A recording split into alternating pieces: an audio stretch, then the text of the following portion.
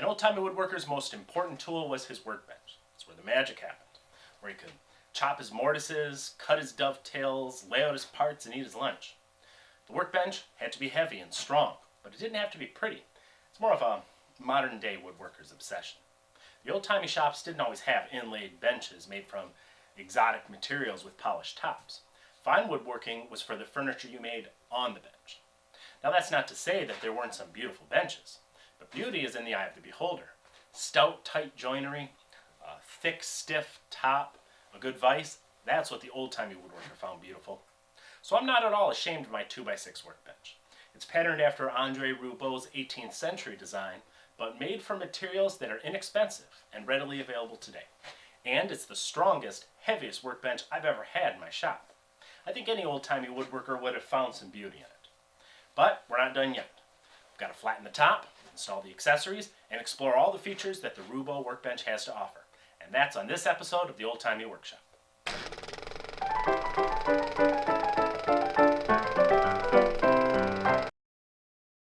First, we have to take care of our top. Now this is the area that a lot of people seem to really obsess over. I've seen some beautiful bench tops, and I even considered inlaying maybe some tulips along the front here, or some hearts and little cupids in the corners. But over time and chisel slips, I'd end up turning all those chubby little babies into a gory mess, and nobody wants that. The most important thing is to just get it flat. Not necessarily machine shop flat, but reasonably flat. Because of the way that we laminated 2x6s together, it's really not that bad. When I tightened the threaded rod to pinch everything together, it did create a little bit of a cup in the bench. But that'll be no problem to take out with some hand planes. Besides, I can use the workout. If I run a straight edge down the top, I can mark all the high points with a pencil. The center of my top needs to come down about 1/4 inch. Now I can do that with a regular hand plane, but that'll take me at least 500 million strokes. I'm going to use one of the old-timey woodworker's secret weapons, the scrub plane.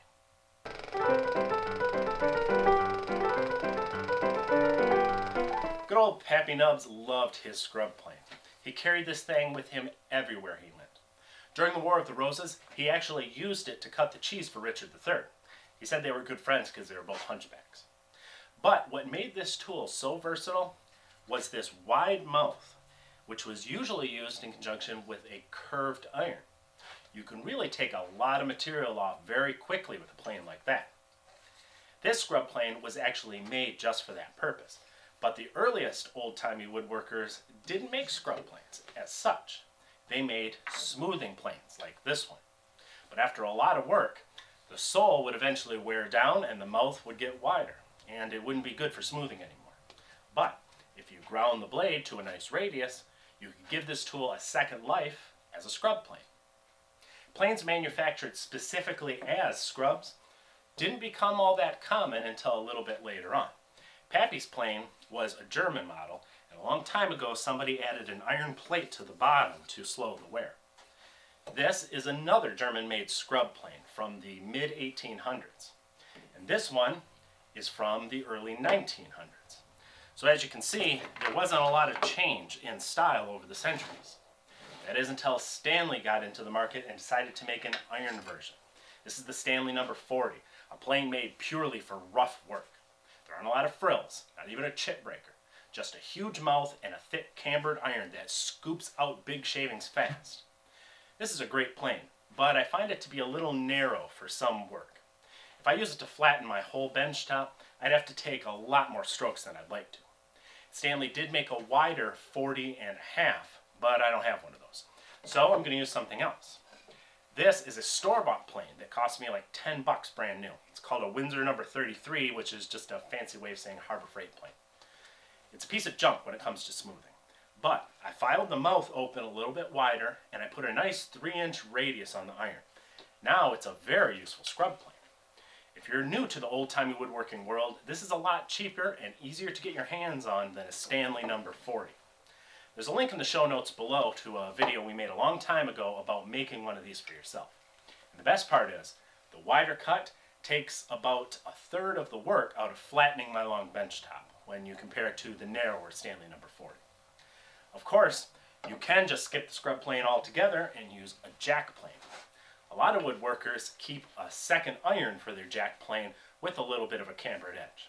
It won't be as fast as a traditional scrub plane because the narrower mouth means you'll have to take a thinner shaving, but it will get the job done. So the first step in flattening your bench is rough planing to take down all the really high spots. You want to work across the grain at 90 degrees. And don't go crazy. You can easily take off too much with a scrub plane and end up turning all your high spots into low spots.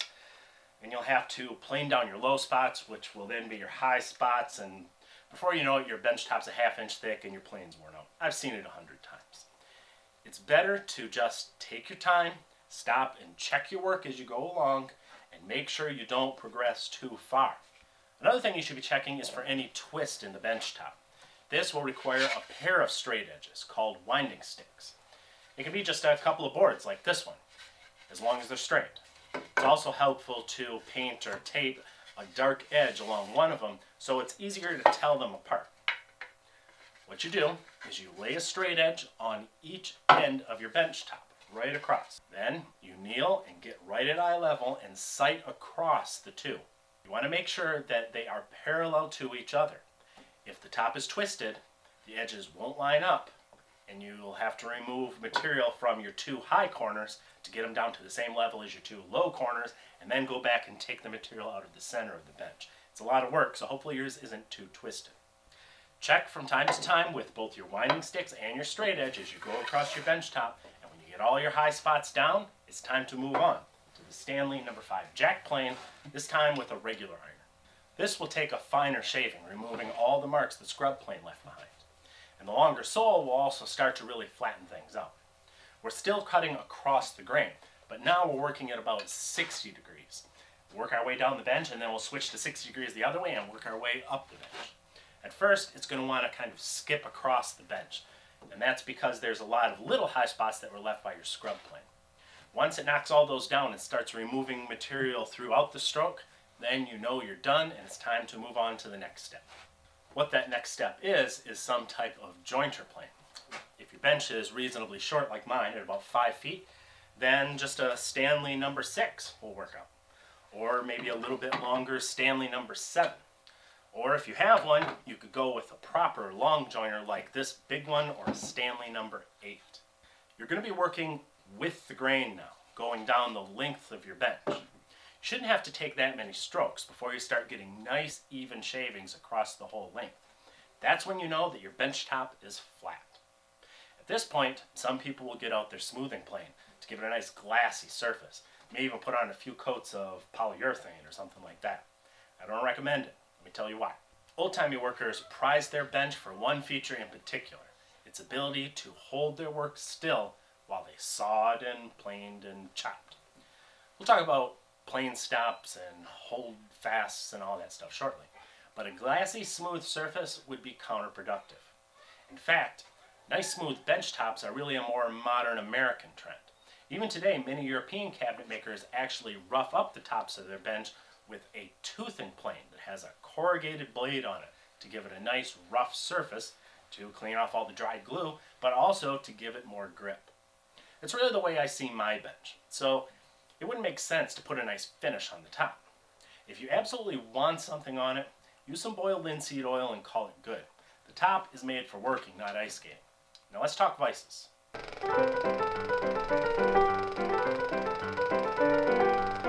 There are more types of vices available to an old-timey woodworker than anybody would care to learn about. So rather than going through them all here, I wrote a nice article about them and I posted it over at stumpynubs.com. Now, if you remember, in our last episode, we actually talked about some vices. We talked about the cast iron beauties that I chose for this bench. And I'm also going to be doing a review video for them shortly. So you can find that at all that good stuff over at stumpynubs.com, and I put links to it in the show notes below. But for now, let me just give you a quick rundown about how vices are used on the Roubo Workbench. The really old-timey woodworkers had no concept of bench-mounted vices. When they wanted to secure something to the face of their bench, they used bench hooks and holdfasts and whatnot. Roubo's benches featured what is called a crochet hook. It's really just a place to wedge the leading edge of a large panel like a door so that you can plane the edges of it without it sliding off your bench and flying across the room. In fact, I'm going to make one of those in the next episode for this side of my bench so that I can feel like a true old-timey woodworker. But it might not be for you. In fact, I can see why they fell out of favor, because a true vise is so much better for a lot of tasks.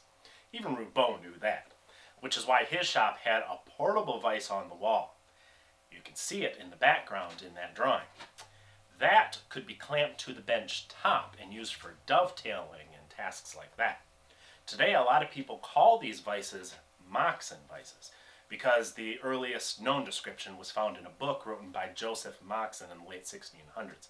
But Roubo would have called it a double screw. But somewhere along the line, some woodworking genius said, why don't we just fasten this sucker to the top of the bench permanently? And woodworking changed forever. Again, if you want to learn all about the different kinds of vises, from leg vises to wagon vises to tail vises to Miami vises, check out the article over at stumpynubs.com via the link below. But whatever style you choose, there are two places on your bench that you should mount them. On the end of your bench and on the face of your bench. Let's start with the face vise.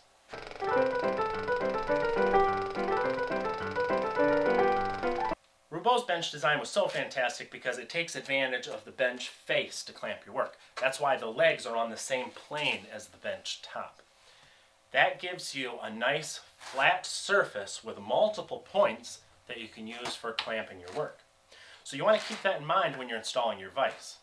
Many modern devices are designed to be bolted through the rear jaw proud of the front of the bench.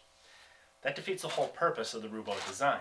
It's far better to chop a mortise underneath your bench top for that rear jaw to slip up inside. The easiest place to do that on this particular bench design is in that layer that we had our square holes for our bench dogs. This is going to make it a little bit more difficult to pop up a couple of the bench dogs that are right over the vise, but it's not that difficult. Mounting your vise this way is way better because it gives you that ability to use the Roubo bench like it was intended to. It may be a little more work, but it's definitely worth it.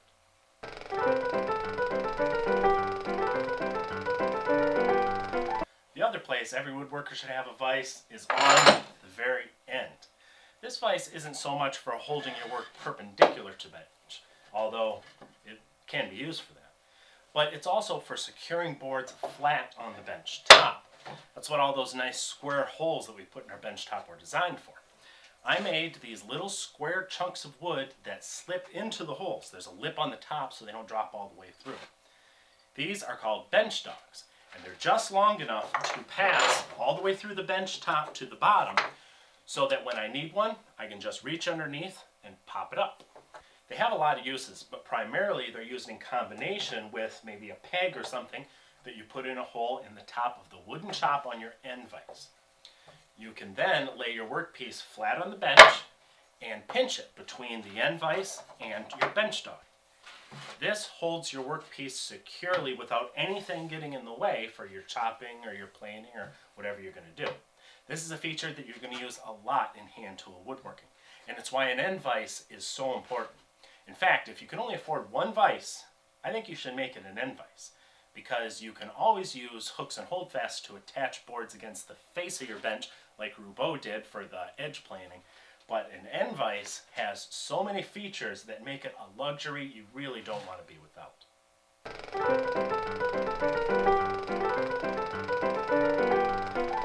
So that explains the vises, and it explains why we put those square holes in our bench top. But what about the round holes? Those are for holdfasts, another brilliant feature of the old-timey workbench. Roubo wasn't the only one to use them. Everybody did, because they're just that brilliant. They're great for clamping just about anything down. They're just a simple iron hook that slips into a hole on your workbench. With the whack of a hammer, you can lock it and whatever's underneath it in place. Whack on the back and it's released. Now that may seem like witchcraft, but it's actually very simple. In fact, Roubo illustrated it for us because that's just the kind of guy he was. The end of the hook resists the downward force created by the whack on the top, which drives the shaft into the hole at a slight angle, wedging it in place. That whack on the back straightens the shaft in the hole and releases it. And these things come in all shapes and sizes. Of course, you want to make sure that yours fit the holes that you bored into your bench now. I designed this bench to use the less expensive, shorter 3/4 inch versions, which is why we also thinned out the top just underneath where 2 lines of holes were. These cost less than half as much as the larger ones, and they'll do just about any job. But holdfasts aren't just for the bench top. You can use them wherever you have a hole that fits. On the bench face, and the bench legs for securing things on the front like we talked about before, or I even use them on my saw bench when I want to sit down and do some work. In fact, many old-timey woodworkers would just bore a couple of holes into their bench top.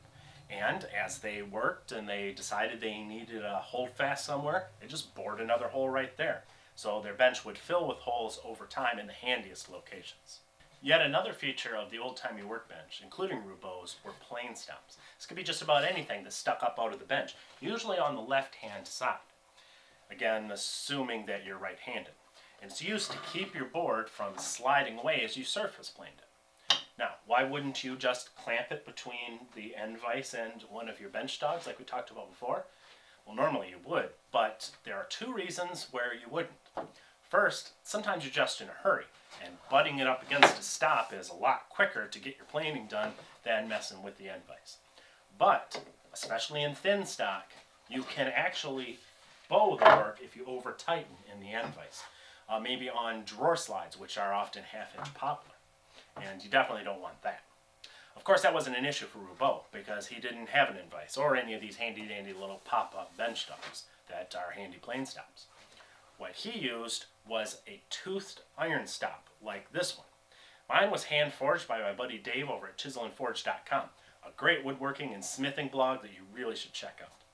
The teeth dig into the end grain of your workpiece just enough to keep it stationary while you plane. It will leave marks, so if the end grain is going to be exposed in the final project, you would leave a little extra on there so you could saw it off when you're done with all your planing. Of course, not everybody has a friend like me who can hand forge them one of these. In fact, a lot of old-timey woodworkers just drove a flathead screw into the corner of their workbench. They could screw it all the way down flush with the bench top when they didn't need it, and then back it out a couple of turns when they wanted to plane something.